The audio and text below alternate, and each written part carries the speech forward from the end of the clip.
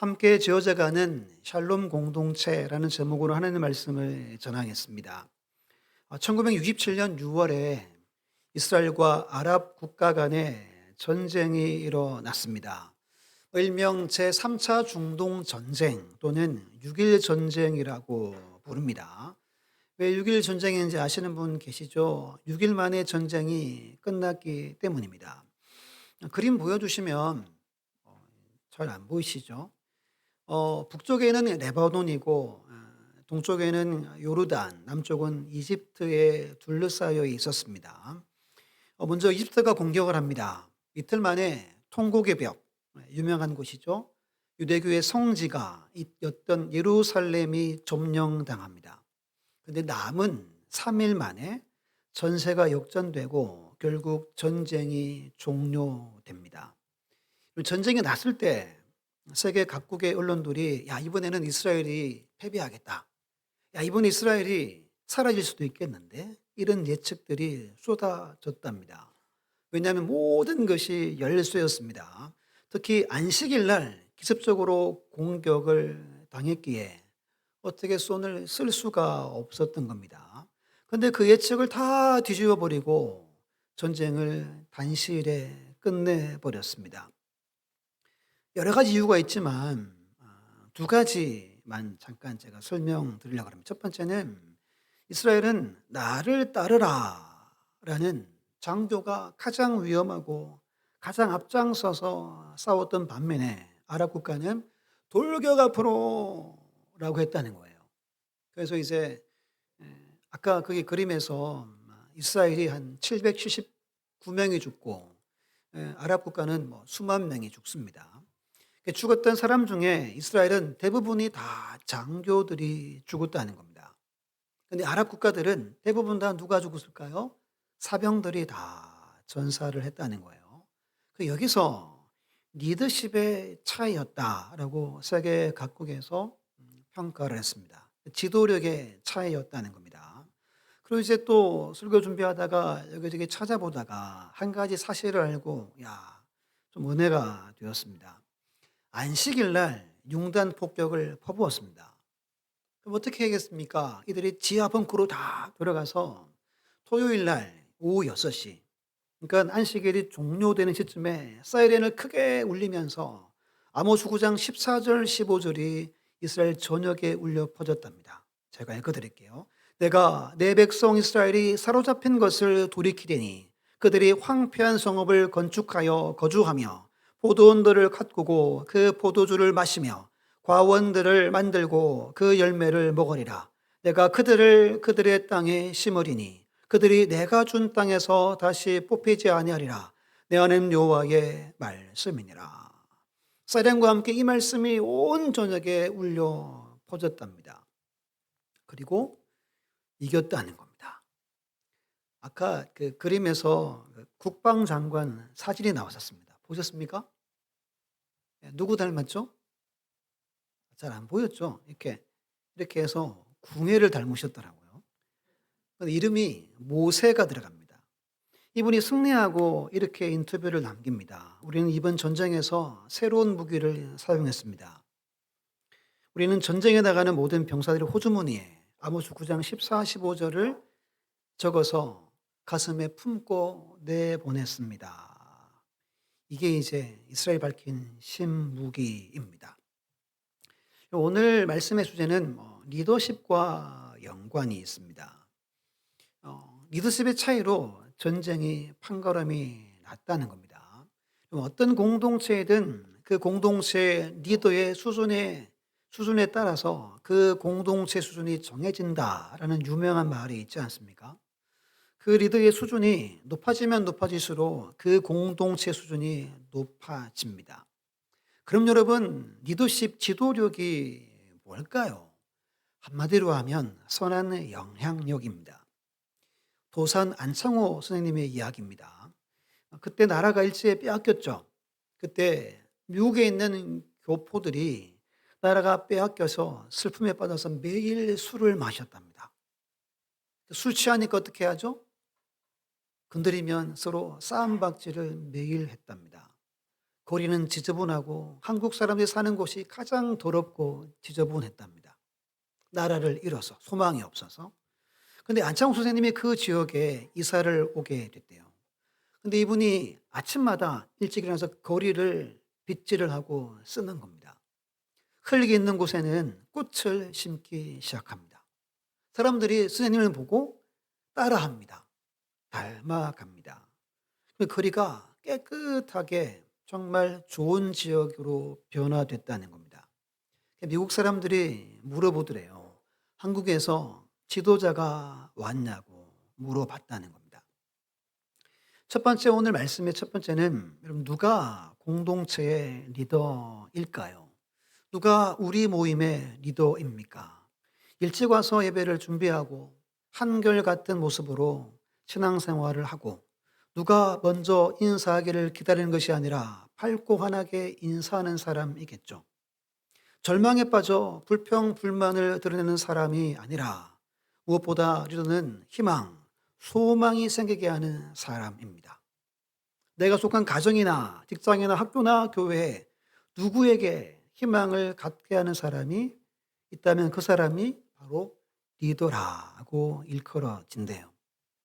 지금 느헤미야는 페르시아 아닥사스다 왕의 허락을 받아 유다 땅 예루살렘에 도착을 했습니다. 그래서 한번 밤에 몰래 나가가지고 시찰을 했죠.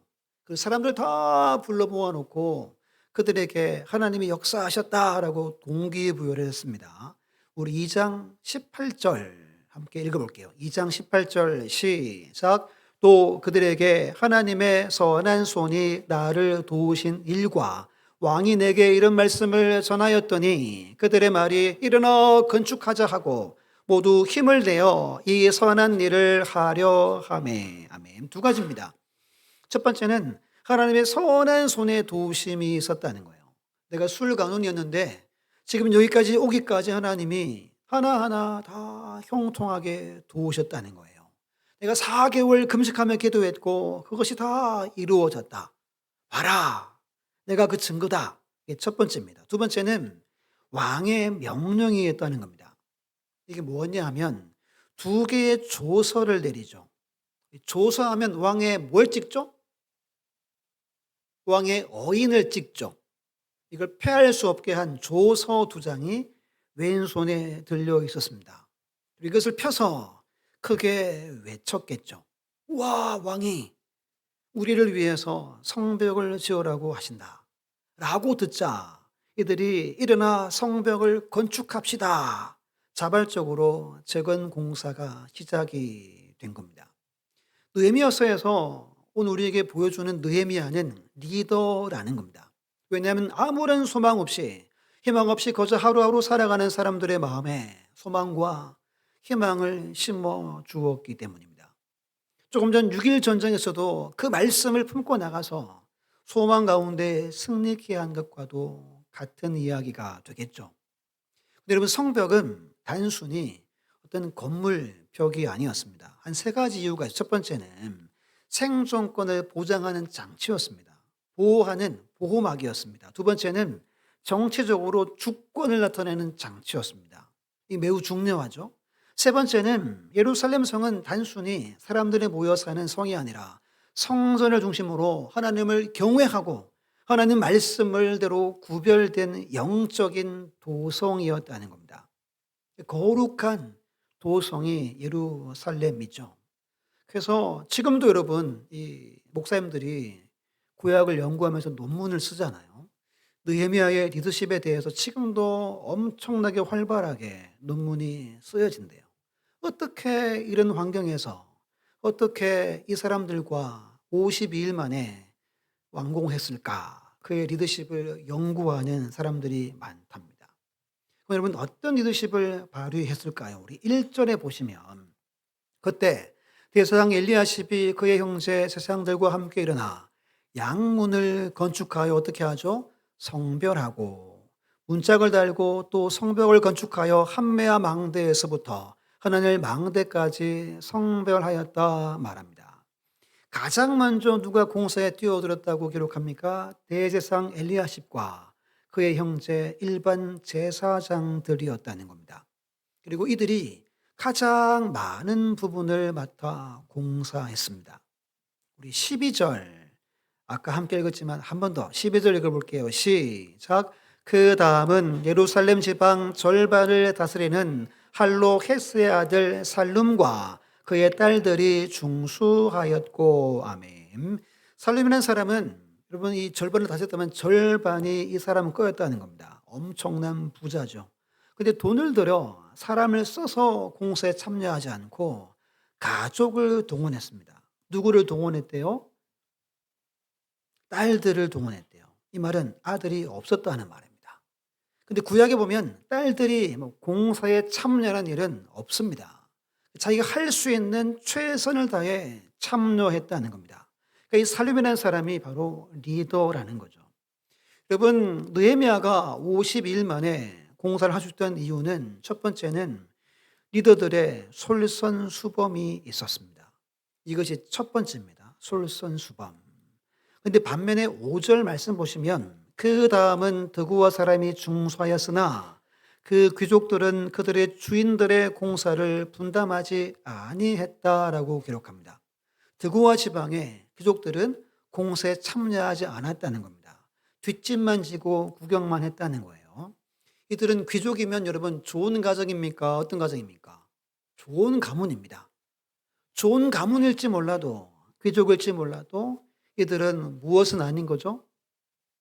리더는 아니었다는 겁니다. 그런데 이 지역의 평민들이 자신들의 귀족과는 다르게 공사에 열심히 동참을 했다는 이야기가 5절 이야기인 겁니다. 자신들의 귀족들이 하지 않기에 평민들이 일어나 더 적극적으로 예루살렘 성벽을 다시 세우는 일에 참여했다는 거예요. 그럼 그렇잖아요. 역사적으로 봐도 이렇게 지도자들이 바른 길을 가지 못하면 누가 일어나죠? 백성들이 일어나는 것과 같은 이야기입니다. 두 번째는 리더십을 이양했기 때문입니다. 이양했다는 말이 뭐죠? 리더십을 나누어 줬다는 겁니다. 그럼 리더들이 보면은 실수 가운데 한 가지가 보통 리더들은 다 합니다. 그래서 자기가 해버리는 경우가 많습니다. 또 누군가에 부탁하는 것도 쉽지 않기 때문이죠. 그러면 어떤 일이 발생하냐? 사람을 키울 수 없게 됩니다. 동역자를 세울 수 없습니다. 첫 번째는 솔선수범, 두 번째는 리더십을 나누는 겁니다. 그럼 리더십에는 네 가지 유형이 있대요. 첫 번째가 유지의 리더입니다. 이슬유의 갈짓자를 씁니다. 이게 무슨 말이냐면 리더십을 골고루 나눠줘서 리더가 있는지 없는지 모르는 리더십이래요. 이게 뭘 좋은가? 이게 최고 리더십이라고 그렇게 이야기합니다. 리더가 있는지 없는지 잘 움직이는 그런 공동체나 모임의 리더가 유지의 리더가 최고의 리더래요. 그 다음 두 번째 좋은 리더는 예지의 리더라고 합니다. 이 예자는 칭찬할 예입니다. 따르는 모든 사람들이 일제히 칭찬합니다. 아, 우리 리더 너무너무 좋으셔. 너무너무 좋으셔 하는 리더를 말합니다. 신문이나 언론이나 많은 사람들이 칭찬이 끊이지 않는 리더. 근데 끝에 이런 말이 붙어 있습니다. 칭찬은 언제 비난으로 돌변할지 알 수 없다. 이렇게 설명합니다. 세 번째는 좋지 않은 리더입니다. 외지의 리더라고 두려워할 외자를 씁니다. 다른 사람들이 다 그분을 두려워합니다. 만나면 가슴이 벌렁벌렁하고 어찌할 바를 모르고 고개를 떨어뜨리고 이분과 같이 일하면 창의력이 떨어지고 일할 때 흥미가 없고 즐거움이 없는 리더. 옛날 카리스마 있는 리더들을 말합니다. 안 좋은 리더십입니다. 외지의 리더십입니다. 마지막 네 번째 가장 안 좋은 리더가 모지의 리더래요. 이 모자가 깔볼 모자를 씁니다. 그러니까 할 만한 사람이 아닌데 리더가 되면 어떻게 되죠? 사람들이 깔보고 무시한다 아닌 겁니다. 그럼 여기서 네 가지 중에 느헤미야는 첫 번째 리더입니다. 명령하고 간섭하기보다는 리더십을 골고루 나눠주고 맡긴 결과 그들이 자발적으로 공사에 참여했다는 겁니다. 세 번째는 할 수 있는 것을 시켰고 하고 싶은 것을 하게 했다는 겁니다. 이게 좀 중요합니다. 28절부터 한번 보십시오. 28절에 마문 위로부터는 세상들이 각각 자기 집과 마주대한 부분을 중수하였고, 29절 상반절에 그 다음은 임멜의 아들 사독이 자기 집과 마주대한 부분을 중수하였고, 30절 하반절에 그 다음은 베레게의 아들 무술람이 자기 목과 자기 방과 마주대한 부분을 중수했다라고 기록합니다. 그럼 느헤미야가 진짜 지혜로웠던 것 같아요. 단순하게 명령해서 여기 이게 아니라 하고 싶은 것, 할 수 있는 것을 하게 했습니다. 자기 집 앞에, 자기 방 앞에 성벽을 건축하게 했다는 거예요. 상상해 보십시오. 지금 공사가 막 시작되는데 내 집 앞에, 내 방 앞에 성벽 공사가 안 됩니다. 어떤 마음이죠? 야, 이거 불안한 거예요. 그래서 그거를 하게 한 겁니다. 그럼 어떻게 하겠습니까? 자기 집 앞이니까. 첫 번째, 대충 하겠습니까? 꼼꼼하게 성벽을 쌓았겠죠. 정말 지혜로웠던 것 같아요. 그래서 이 세 가지가 느헤미야의 리더십이라고 말합니다.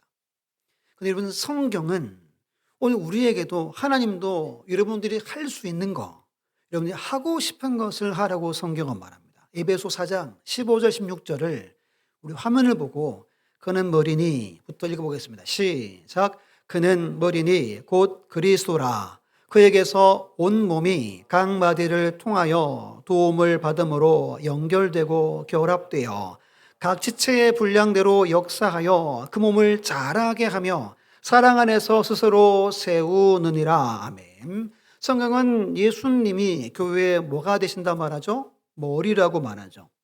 우리는 예수님의 뭐죠? 몸입니다. 제가 이제 고린도전서 12장을 이 제이나미한테 얼마 전 그림 좀 찾아봐 달라라고 제가 공손하게 물어봤습니다. 그랬더니 첫 번째 그림이 이 그림입니다. 이게 고전 12장 이렇게 은사 이야기 나오고 몸 이야기 나오죠. 이 그림을 찾아줬습니다. 딱 맞는 것 같아요. 그럼 몸의 각 부분의 부분 지체가 우리 모두죠. 그 다음 그림 보여주시면 십자가입니다. 사람들이 모여가지고 십자가형을 만들고 마지막 그림은 이제 안쪽으로 이런 교회가 뭐죠? 사람들의 모임이 교회입니다. 우리는 머리 대신 예수님의 그리스도의 몸으로 부름받았고, 그래서 여러분 각 지체의 한 부분이라는 거예요. 16절에서 각 지체의 분량대로 역사한다는 말이 뭐냐 하면 하나님께서 각 사람에게 적절하게 나누어 두신 은사나 능력의 범위라는 말입니다. 내가 할 수 있는 것까지 하는 게 봉사입니다. 교회 봉사 원신하잖아요. 그래서 이제 뭐 제가 부탁하거나 아니면 누군가 부탁하죠. 그때 내가 할 수 있으면 허락하는 겁니다. 내가 못하겠는 것은 공손하게 거절도 할 수 있어야 한다는 말입니다. 이 구절이 에베소 4장 16절이 여러분 그 말의 의미입니다. 내가 할 수 있는 분량만큼 한다는 말이에요. 내가 할 수 있는 거, 내가 즐겁게 할 수 있는 거, 그리고 내가 할 수 있는 범위 내에서 하라고 성경은 말씀합니다.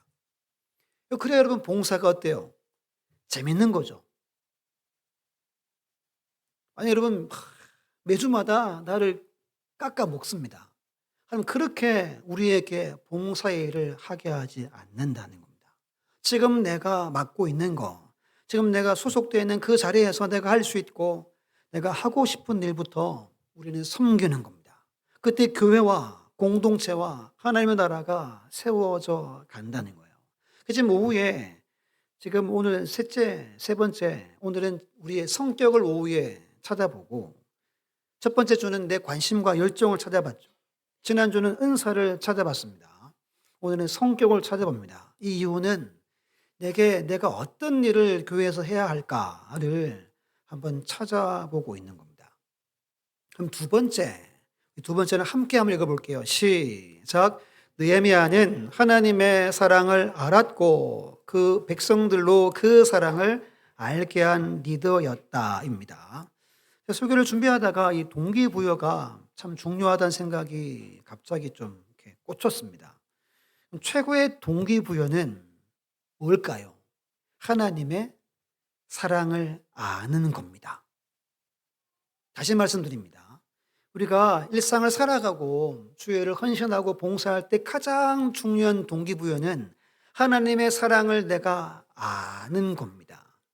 오늘 본문에 느헤미야와 백성들은 이걸 알았습니다. 먼저는 느헤미야가 알았고, 그리고 그를 통해서 백성들이 하나님이 우리를 사랑하시기 때문이라는 것을 알았습니다. 여러분, 베드로가 예수님을 3번 부인합니다.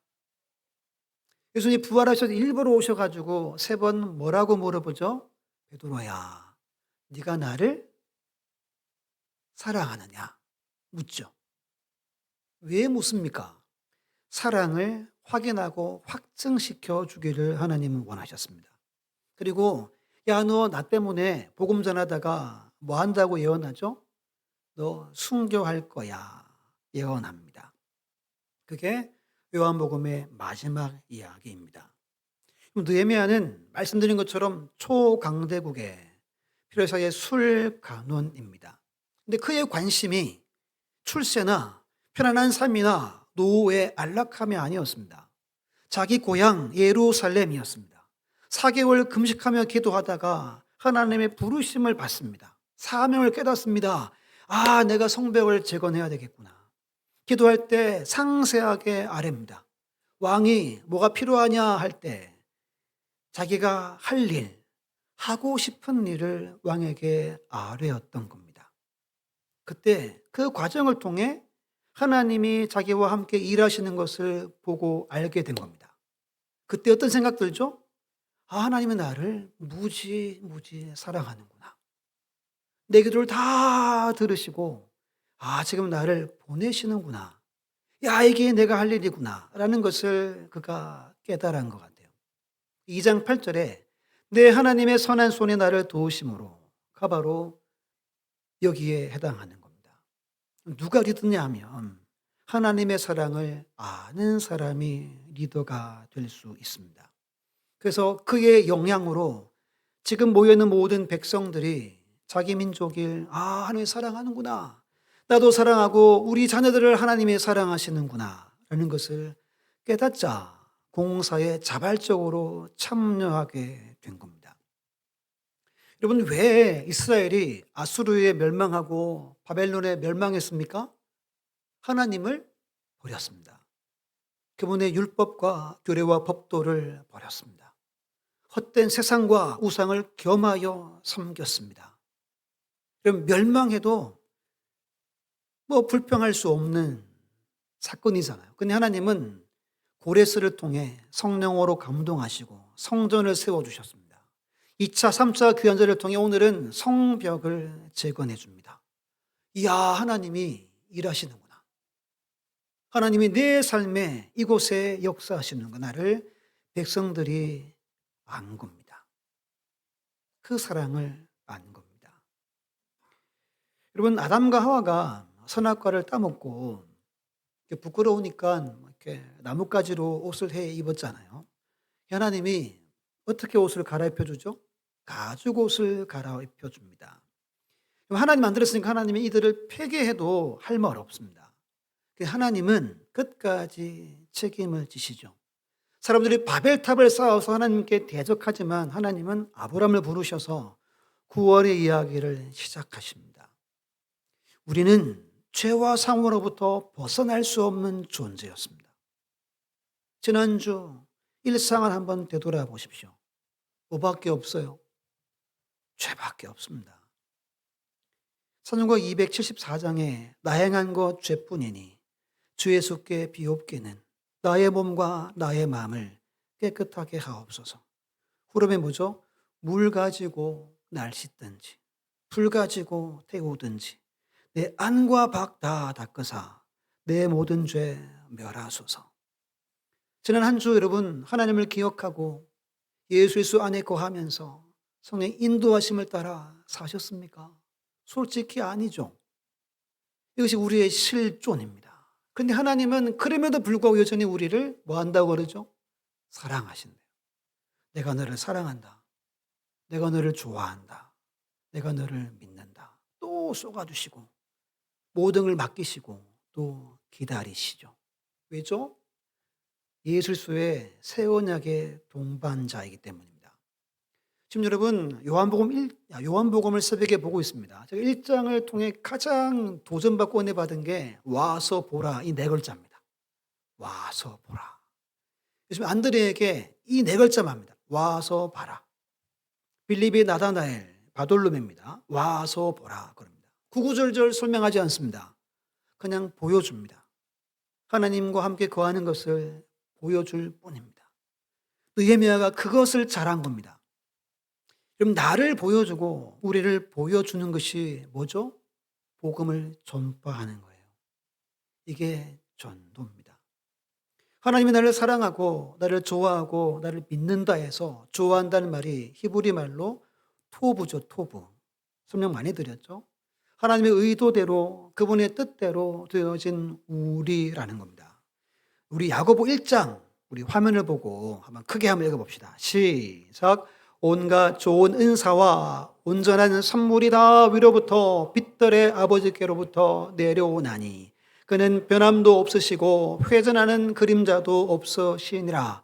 그가 그 피조물 중에 우리로 한찬 열매가 되게 하시려고 자기의 뜻을 따라 진리의 말씀으로 우리를 낳으셨느니라. 아멘. 하나님 지금도 온갖 좋은 것을 우리에게 내려줍니다. 왜죠? 18절에 자기의 뜻대로 말씀으로 우리를 다시 태어나게 하셨기 때문이래요. 하나님의 뜻대로 우리는 태어났습니다. 그분의 진리의 말씀으로는 다시 태어났습니다. 언제나 우리를 하나님은 사랑하십니다. 이게 여러분 최고의 동기부여입니다. 아멘입니까? 우리 남은 삶 그리고 장차 다가올 모든 순간에 이 사실이 여러분들의 삶에 영향을 미칩니다. 그 사랑을 알게 하는 사람이 진짜 리더가 될 수 있는 겁니다. 우리 1절과 32절에 보면 한번 보세요. 공사가 어디에서 시작하고 어디로 마친다고 기록되었습니까? 무슨 문이죠? 양문입니다. 양문. 양문이 뭐냐 하면 양이 드나드는 문입니다. 우리 그림 보여주시면 이렇게 희미한 건 지금의 이제 성벽이고 이때 느헤미야의 성벽이 이렇게 짙은 특히 저기 이렇게 분홍색으로 칠해진 저희가 양문입니다. 양문 바로 아래 보면 잘 안 보시죠? 바로 아래가 성전입니다. 성전. 그러면 양문을 통해 양이 들어가서 뭐 한다는 거죠? 성전에 제물되는 문이 양문입니다. 느헤미야가 우연찮게 여기에서부터 공사를 시작했을까요? 제가 볼 땐 그럴 양반이 절대 아닙니다. 엄청 치밀하게 준비한 것 같아요. 그러면 양문을 1절에 보면 성별했다, 구별했다, 거룩하게 만들었다는 말입니다. 여러분 양문을 거룩하게 만든다는 건 성벽 건축이 성전의 연장임을 뜻한대요. 성전만 성전이 아니고 예루살렘의 성 전체가 하나님의 거룩한 곳이 된다는 말입니다. 지금 느헤미야 백성들은 단순히 벽을 만드는 게 아니라 정말 예루살렘 성을 거룩하고 구별된 성전으로 세우고 있다는 겁니다. 2장 10절에 지난주에 제가 히브리 단어를 설명드렸죠. 흥하게 하려는 사람이었다. 투어부하기 위해 온 사람이라고 제가 설명드렸습니다. 하나님은 지금 투어부한 예루살렘을 원하십니다. 야, 내가 보기에 너무 좋다. 야, 내가 보기에 예루살렘이 너무 좋다. 예루살렘의 이름의 뜻이 뭔지 압니까? 예루살렘은 예루 더하기 살라임의 합성어입니다. 예루는 터전, 기초라는 뜻입니다. 샬라임은 평화라는 샬롬의 복수형입니다. 예루살렘 그러면 평화의 도시, 평화의 터전, 평화의 기초라는 뜻입니다. 지금 하나님이 느헤미야 백성들을 통해 뭘 세우기를 원하죠? 샬롬으로 가득한 도성을 세우기를 원합니다. 누구를 통해? 토부하기 위해 온 사람 느헤미야를 통해 세웁니다. 이게 여러분 예루살렘 성벽을 세우는 목적입니다. 샬롬과 평화의 성입니다. 오늘 우리도 마찬가지입니다. 우리 예배하고 봉사 사역하고 기도하고 섬기고 하는 모든 목적은 샬롬을 완성하기 위해서입니다. 다른 말로 하면 하나님의 나라가 이곳에 임하게 하기 위함입니다. 이게 우리의 전부입니다. 교회의 전부입니다. 믿습니까? 샬롬을 내가 누리고 그분의 나라가 우리 교회에 임하여서 누가 와도 야, 여기는 샬롬이 있구나. 와, 이곳은 평화가 있구나. 를 누리게 하는 것이 우리 사역과 예배와 모든 기도와 모든 섬김의 단 하나의 목적입니다. 여러분, 누가 샬롬을 언제 누릴 수 있을까요? 하나님이 온전히 나의 왕 되어야 합니다. 100% 주인이 되어야 합니다. 그분이 나를 완전히 통치해야 샬롬이 있습니다. 근심이 사라지죠. 염려가 사라집니다. 소망이 있습니다. 기쁨이 있습니다. 그분의 다스림이 있는 곳입니다. 그분을 늘 그분의 나라 백성으로 생각하고 말하고 행동할 때 샬롬이 있습니다. 이미 그 나라의 백성이 되었습니다. 그분이 우리를 통치하고 계십니다. 성령님 보내어서 우리를 인도하고 계십니다. 믿습니까? 지금 여러분 이 성벽이 이걸 위해 지금 세워짐을 알게 됐습니다. 깨닫게 된 겁니다. 모여 예배하고 경배하고 평화가 가득한 도성이 되기를 건설하는 거예요. 그래서 하나님은 모든 백성이 하나가 되어 건축하게 하셨다는 겁니다. 첫 번째 솔로몬 성전은 다윗의 소원이었습니다. 내 성전 지어야 되는데 그래서 아들 통해서 성전 지었습니다. 두 번째 이 스룹바벨 성전은 이 성벽은 하나님이 세우기를 원하신 성전입니다. 완전 차원이 다릅니다. 다윗이 세운 솔로몬 성전하고 두 번째 성전은 여러분 다른 성전입니다. 사람이 원해서 세운 성전이었고 두 번째는 하나님이 친히 원해서 세운 성전이 지금 이 성전을 완성하기 위해 성벽을 짓고 있는 겁니다. 오늘 말씀에 41곳에 38가문에 70명의 이름이 하나하나 기록이 되어져 있는 겁니다. 한 사람의 성전이 아니라 모두의 나라, 모두의 공동체가 되기를 하나님이 원하셨기 때문입니다. 그리고 보기에 좋다, 투부한다, 이걸 하나님이 원하셨던 겁니다. 우리 지난주 은사 테스트 할 때 우리 공동체 그림 보여드렸죠. 그림 보여주시면 여러분 이 세 그림 중에 우리가 해야 할 것은 상호 의존성입니다. 독립성은 제일 위험합니다. 어떻게 될지 모릅니다. 완전 의존성도 그러니까 이 네 사람만 하나 되는 걸 말하죠. 그러면 샬롬의 공동체가 세워질 수 없다는 겁니다. 왜 여러분 이 70명의 이름을 기록해 놨을까요? 느헤미야 외 70명 해도 충분한데 하나님은 전체가 개인이 그리고 하나가 되어서 일한 것을 기억하신다는 겁니다. 한 가지 이야기로 설교를 마치려고 합니다. 우크라이나 한 마을이 있었습니다. 참 좋은 마을이었는데 세 가지 문제가 있었습니다. 첫 번째는 정기적인 가뭄, 두 번째는 도적대에 시달렸고 세 번째가 3, 4년마다 강이 범람했대요. 강이 범람하면 토지는 좋습니다. 3, 4년마다 강이 범람해서 피해가 너무 심한 겁니다. 이 마을에 신부님이 계셨는데 강이 범람하고 막 이렇게 침수되면 사람들 불러 모아놓고 당신들이 기도 안 해서 그렇다고 그렇게 혼쭐을 냈답니다. 그분의 사촌인 또 이름도 마리아입니다. 마리아라는 분이 언젠가부터 시장 가가지고 자루를 잔뜩 사가 와가지고 모래와 흙을 막 채워가지고 혼자 낑낑대면서 언덕이 끊어지거나 강물보다 낮은 지점에 자루를 쌓기 시작을 했대요. 사람들이 보고 물었습니다. 지금 뭐 하는 거냐? 그랬더니 자기가 옛날 수십 년 전 다른 나라 가서 봤더니 그 나라도 이렇게 강이 범람하는데 제방을 쌓아서 홍수를 막았다는 거예요. 제가 지금 그 일을 하고 있습니다. 했더니 사람들이 아니 저 800m나 되고 1.5m나 쌓아야 되는데 에이 필요 없다고 비웃고 조롱했대요. 시간이 지나면서 점점 놀라운 일이 생깁니다. 동네 개구장이들이 이 마음씨 좋은 마리아 아줌마를 돕기 시작합니다. 사람들이 보니까 이거 일이 되겠는데? 하는 생각이 듭니다. 결국 다 동참해서 뚝을 쌓는 일에 함께 합니다. 9월 중순 되자 절반이 완성되고 겨울이면 완성되겠다라는 소망, 희망을 갖게 됩니다. 밤낮 함께해서 10월 달에 제방이 완성됩니다.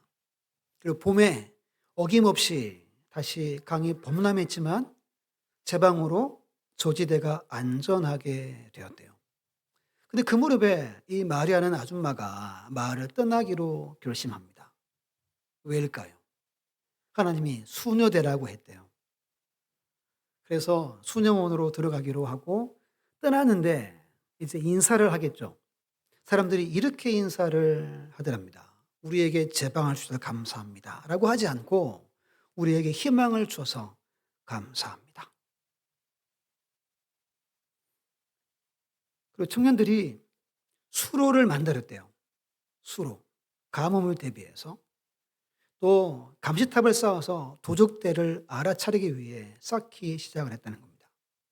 마을 전체가 희망을 만들기 시작했대요. 저 이야기 듣고 참 대단하다 라는 생각을 했습니다. 지금 여러분 느헤미야와 사람들은 단순히 벽을 세우는 것이 아닙니다. 소망, 희망을 세우는 겁니다.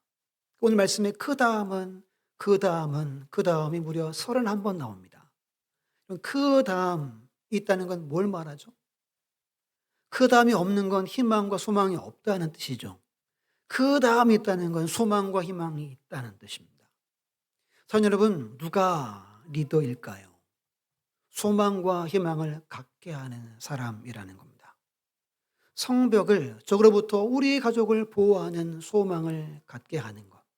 하나님께 예배하고 하나님의 평화가 임한 도성이 되게 하는 소망을, 희망을 품게 하는 것. 그 사람이 바로 느헤미야다라는 겁니다. 이제 말씀을 다 전했습니다. 우리 한 주간 우리 엎조릴 말씀, 우리 에베소 2장 21절, 22절 우리 크게 읽고 설교를 마칩니다. 시작. 그의 안에서 건물마다 서로 연결하여 주 안에서 성전이 되어가고 너희도 성령 안에서 하나님이 거하실 초소가 되기 위하여 그리스도 예수 안에서 함께 지어져 가느니라. 아멘. 우리도 함께 샬롬의 공동체를 지어가는 우리 모두가 다 되시기를 예수님의 이름으로 축원합니다.